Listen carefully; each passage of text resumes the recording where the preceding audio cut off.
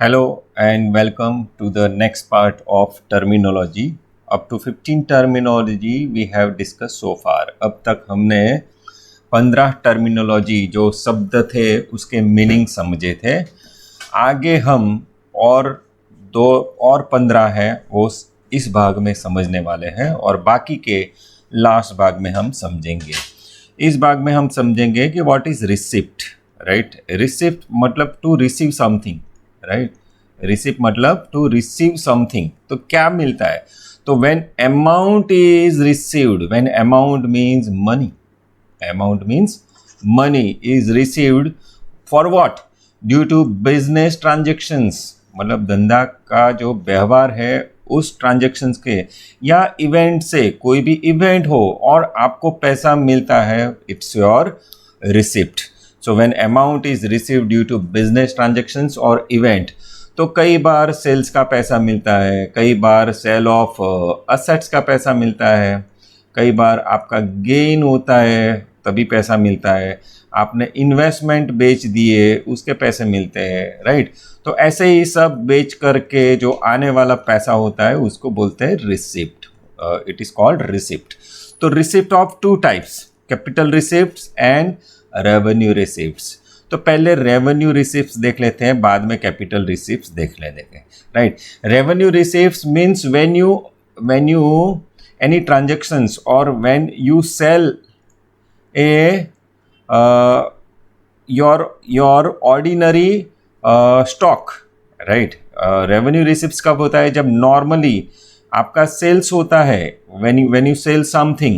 Right, what you sell, your business for example cloth selling होता है. Right, आप कपड़े बेच रहे हो तो कपड़े बेचने आपने बेचा और जो आया वो आपका रेवेन्यू रिसिप्ट्स है. वो बोलते हैं नॉर्मली जैसे आपके रिसिप्ट आते हैं तो नॉर्मली ये सेल्स के आते हैं. राइट, कोई कमीशन रिसीव होता है क्योंकि आप किसी को सलाह भी देते हो, कमीशन होता है. राइट, वैसे ही कुछ डिविडेंड भी मिल जाता है, कभी इन्वेस्टमेंट किया, तो ये रेवेन्यू रिसिप्ट्स है. रेवेन्यू रिसिप्ट्स है वो मतलब हर बार होता है, मतलब रिकरिंग इन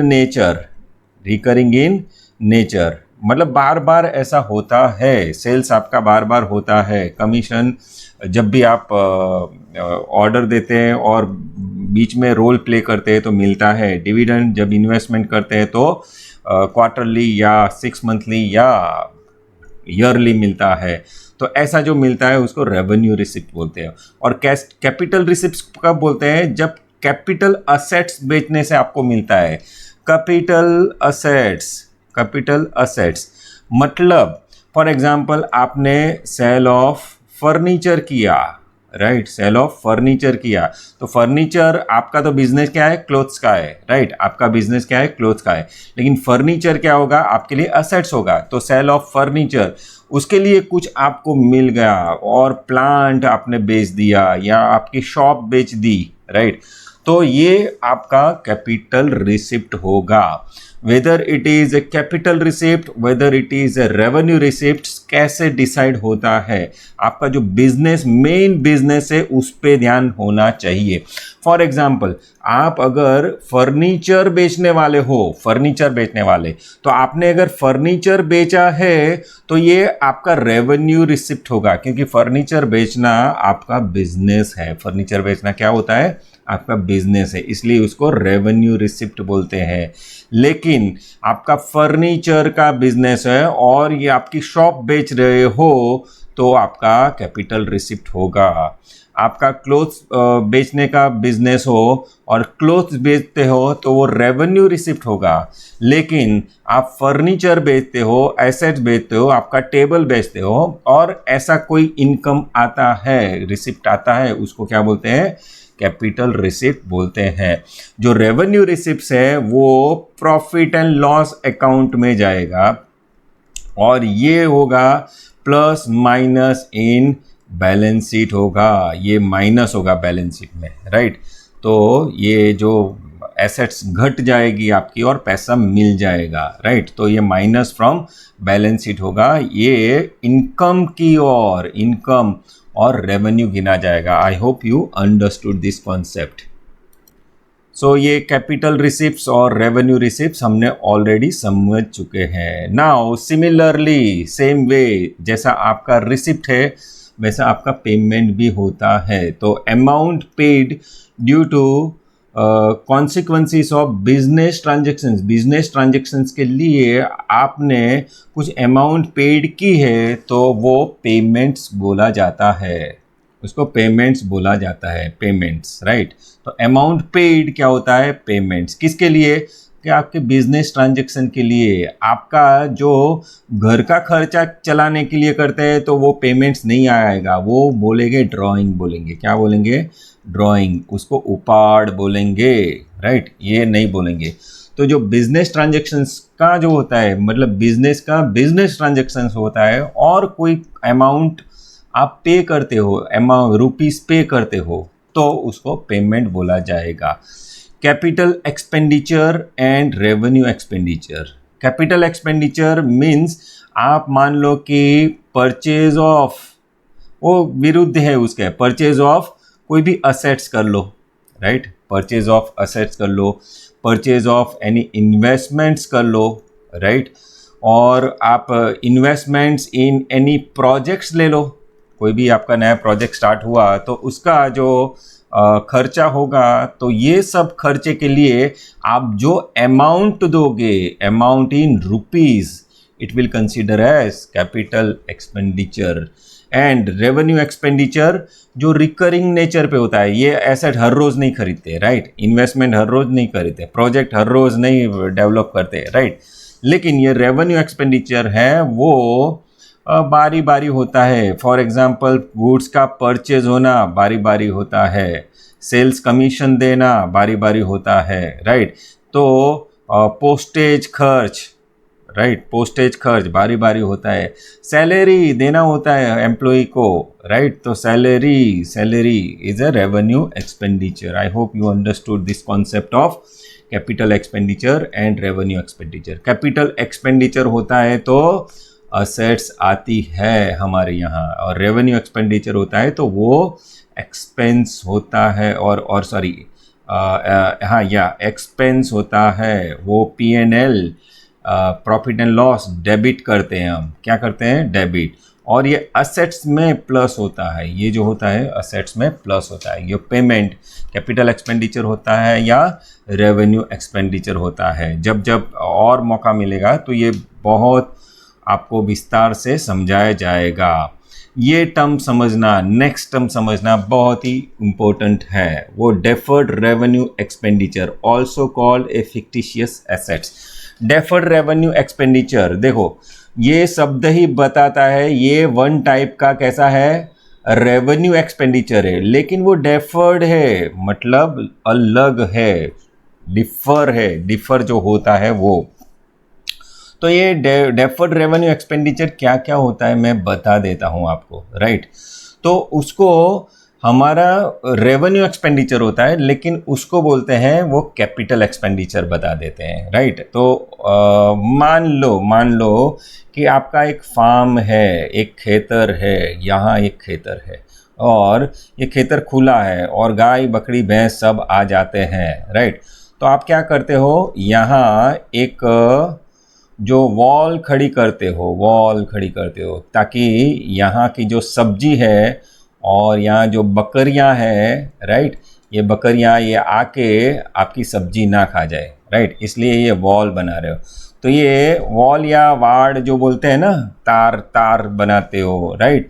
तो ये कैसा एक्सपेंस है? वो रेवेन्यू एक्सपेंस है। वो कैसा एक्सपेंस है? रेवेन्यू एक्सपेंस है। कौन सा एक्सपेंस है? रेवेन्यू। ये नॉर्मल है ना, ये तो तार बनाना, क्योंकि ये क्या होता है, ये मतलब हमारे सेफ्टी के लिए ही है और ये नॉर्मल है, ये इसकी सेविंग इसकी सुरक्षा करनी होगी ये सब्जी की, और मान लो कि यहाँ ट्रीज़ है, ये सब्जी की सुरक्षा करनी होगी तो ये तो खर्चा करना पड़ेगा, इट्स नॉर्मल, तो it's called a revenue expenditure.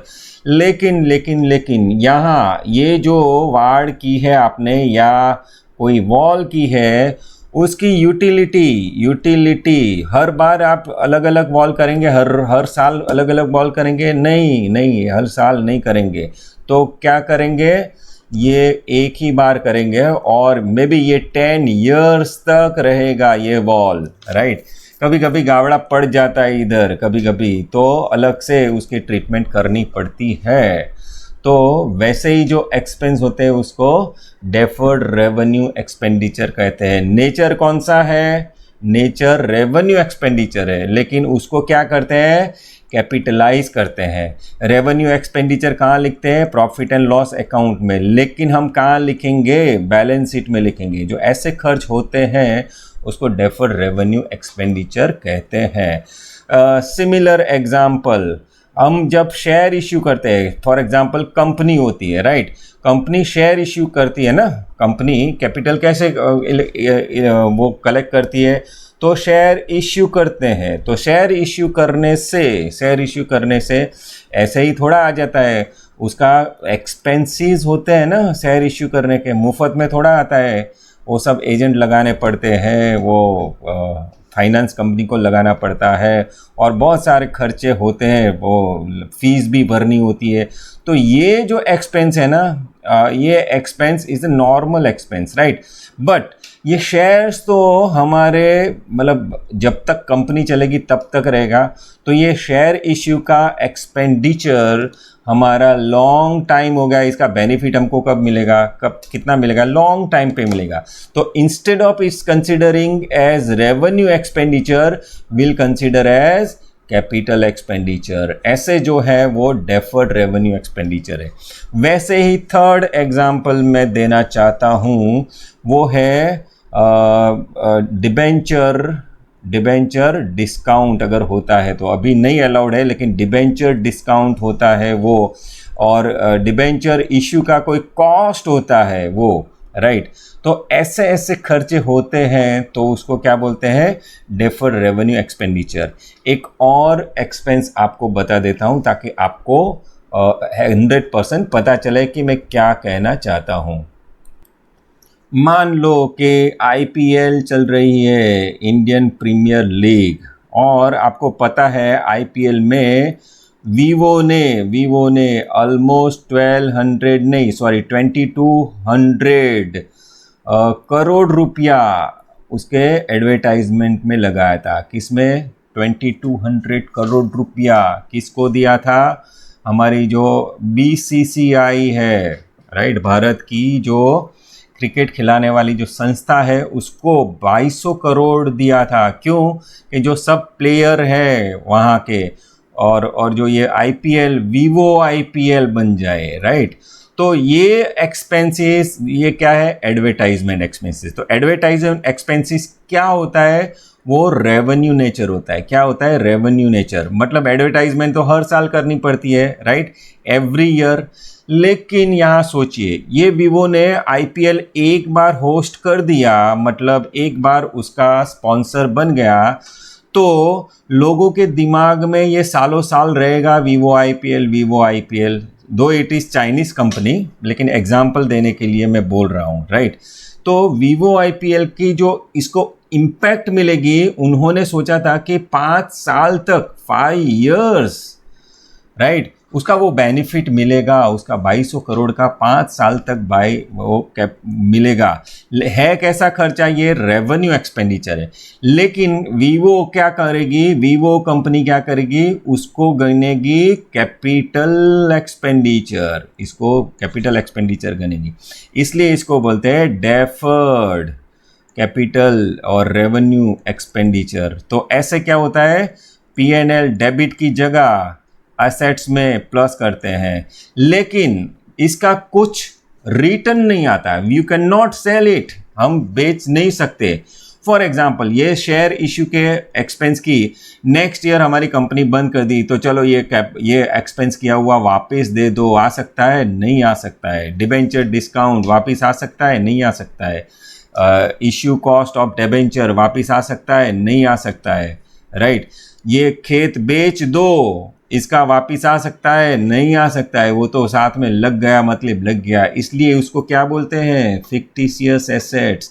इसको अवास्तविक मिल्कत बोलते हैं, जो वास्तव में है नहीं, लेकिन हम मिल्कत बताते हैं क्योंकि benefits are more than 1 year, 1 year, 1 साल से ऊपर, 1 ईयर के ऊपर हमारा बेनिफिट अगर मिलता है तो उसको बोलते हैं deferred revenue expenditure. I hope you understood this concept very well.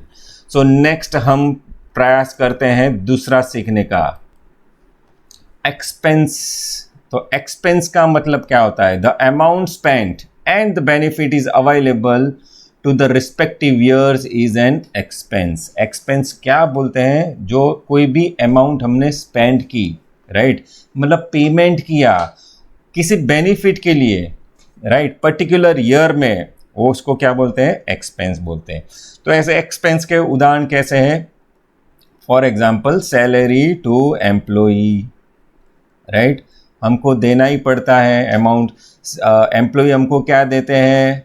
वो हमको उनका जो नॉलेज है, उसका जो स्किल है, राइट, उसकी जो एनर्जी है वो देते हैं ना, वो तो पूरे साल काम कर करके, राइट, वो एनर्जी देते हैं। उसके बदले में हम क्या देते हैं? उनको सैलरी देते हैं, राइट, तो वो हमारा एक्सपेंस हुआ।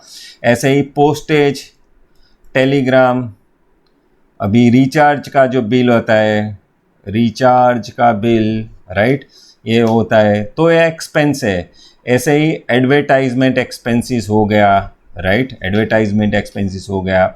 वैसे ही सैलरी ऑफ मैनेजर भी हो गया, सैलरी ऑफ मैनेजर, और कोई डेप्रिशिएशन भी हो गया, वो भी हमारा एक्सपेंस है, राइट। लेकिन ये नॉन कैश एक्सपेंस है। लेकिन ऐसे हज़ारों एक्सपेंसेस हमको करना पड़ता है to get the benefit, right, to get the benefit. तो पोस्टल, टेलीग्राम और बहुत सारे हैं। प्रॉफिट एंड लॉस अकाउंट बनाएंगे तो हमको मिलेगा, राइट, क्या है क्या नहीं हम उस बार देखेंगे। तो पर्टिकुलर ईयर में मीन्स 1/4/2020 टू 31/3/2021, इस बीच में जो भी हमने खर्चा किया वो एक्सपेंस होता है। उसका नाम क्या होता है? एक्सपेंस होता है, right. I hope you understood. Expense का जो रिवर्स होता है वो रेवेन्यू होता है। तो any amount received for providing goods and services और अदरवाइज, कुछ भी हमको मिलता है, किस लिए? प्रोवाइडिंग गुड्स मिलते हैं मतलब सेल्स करते हैं, कोई गुड्स का सेल्स करते हैं, या हम सर्विस प्रोवाइड करते हैं। फॉर एग्जांपल इलेक्ट्रिसिटी कंपनी है, वो हमको सर्विस प्रोवाइड करती है, और सर्विस के लिए हम क्या भरते हैं? इलेक्ट्रिसिटी बिल भरते हैं, राइट, इलेक्ट्रिसिटी बिल भरते हैं। तो इलेक्ट्रिसिटी कंपनी के लिए ये क्या बोला जाएगा? रेवेन्यू बोला जाएगा। It is not only the sale of goods but also sale of services. और अदरवाइज मीन्स कमीशन अगर मिलता है तो, राइट, कमीशंस मिलता है, या कुछ भी अदर इनकम मिलती है, अदर इनकम मतलब मिसलेनियस इनकम, परचूरन जो इनकम मिलती है उसको भी क्या बोलते हैं? रेवेन्यू बोलते हैं। तो amount received for providing goods and services और otherwise is consider as revenue. I hope you understood this concept. Next 25th term हम सीख रहे हैं वो है प्रॉफिट। वो जो उसको बोलते हैं मुनाफा या नफ़ा बोलते हैं, राइट। तो प्रॉफिट कब होता है? जब हमारा इनकम ज़्यादा होता है, इनकम ऑफ पर्टिकुलर पीरियड हमारा 12 मंथ्स होता है। Remember this, 12 months. तो 1/4/2020 टू 31/3/2021 मतलब 1 साल होता है। ये अकाउंटिंग पीरियड किसको बोलते हैं? क्या बोलते हैं?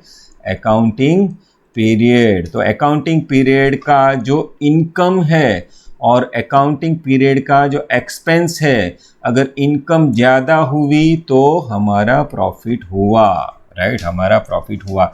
तो यहाँ से यहाँ तक का ही इनकम हम मैच करेंगे एज पर मैचिंग कॉन्सेप्ट। ये सब समझ में आएगा आपको बाद में, right, as per matching concept. तो यहाँ से यहाँ अगर एक्सपेंस कम है तो प्रॉफिट होगा। अदरवाइज पर्टिकुलर हम ये प्रॉफिट कहाँ मिलेगा हमको? P&L account, profit and loss account हम बनाएंगे। कब बनाएंगे? जब हम फाइनल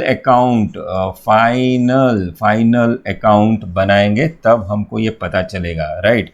ये इनकम और ये पूरे साल का मेहनत का फल है, लेकिन पर्टिकुलर ट्रांजैक्शन में जो हमारी जो रेवेन्यू है इसमें से कॉस्ट है, तो बाकी का क्या बचा, प्रॉफिट बचा। फॉर एग्जांपल आपने सेल्स किया 2000 का, लेकिन वो जो सामान था आपने 1500 में खरीदा, तो पर्टिकुलर ट्रांजैक्शन का आपको प्रॉफिट कितना हुआ, 500 rupees. So profit is nothing but excess of income over expenditure. Expenditure से ज़्यादा आपकी इनकम होती है तो उसको बोलते हैं प्रॉफिट। वैसे ही फ्रेंड्स दूसरा देखते हैं लॉस। हम देखते हैं लॉस भी आपको पता है रिवर्स है। If the expense of particular period is higher compare to the income it is called a loss. मतलब एक साल का जो इनकम है, मतलब एक्सपेंसेस ज़्यादा है और इनकम कम है, तो उसको बोलते हैं लॉस। मतलब एक्सपेंसेस मोर है, ज़्यादा है, राइट। वैसे ही पर्टिकुलर ट्रांजैक्शन का, फॉर एग्जांपल 2000 का माल लिया, लेकिन माल लिया और बेचा 1500 में ही, तो 500 रुपया आपका लॉस गया। This is a loss, it's a reverse of profit. Either you have profit और you have loss, right. Profit और लॉस दोनों एक साथ नहीं हो सकता है। दिन और रात जैसे एक साथ नहीं हो सकता है, वैसे प्रॉफिट और लॉस एक साथ नहीं होता है। आइदर यू हैव प्रॉफिट और यू हैव लॉस और you have nothing. It's called break even और 0 पॉइंट, राइट। ऐसा हो सकता है। तो लॉस के बाद आया gain. Gain is nothing but profit. और गेन कब यूज करते हैं कि कुछ भी इवेंट होती है, राइट, इवेंट होती है और इवेंट के एंड में आपको सरप्लस जो रहता है उसको हम गेन बोलते हैं, लेकिन ज़्यादातर वो प्रॉफिट ही है, ज़्यादातर वो प्रॉफिट ही है। Is not revenue. Remember, revenue is equal to your sales, तो sales is not profit, right, वो प्रॉफिट नहीं है। लेकिन sales minus your cost it is a profit. इतना याद रखना। I hope you are understanding this. 28th term, purchase, खरीदी जिसको बोलते हैं, राइट। जो बिजनेस हम करते हैं ना, जो बिजनेस, जिसका भी बिजनेस करते हैं, वो सामान या सर्विसेज के लिए जो भी खरीदते हैं वो हमारा परचेज होगा। रिमेंबर, तो goods bought for the purpose of sale is a purchase, right. For example आप मान लो कि क्लोथ्स का बिजनेस कर रहे हो, तो आप क्लोथ्स का ऑर्डर देते हो, राइट, ऑर्डर देते हो और ऑर्डर के बाद आपको वो रिसीव्ड होता है और आप पेमेंट करते हो, तो आपने गुड्स परचेज किया है। It's a goods, right. लेकिन अगर आप क्लोथ्स के बिजनेस हो और असेट्स परचेज किया, फॉर एग्जांपल फर्नीचर परचेज किया, तो वो परचेज नहीं गिना जाएगा, वो परचेज ऑफ असेट्स गिना जाएगा। इतना ध्यान रखना। लेकिन ये फर्नीचर वाले के लिए फर्नीचर क्या होगा, परचेज होगा, राइट।